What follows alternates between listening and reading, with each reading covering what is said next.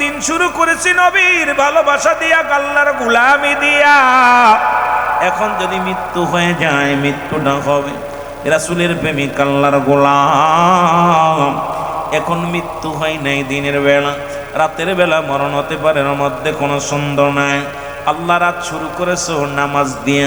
ওরে মুসলমান, রাতের শুরু হলো মাগরিব, 3 রাকাত ফরজ নামাজ তুমি আদায় করলা।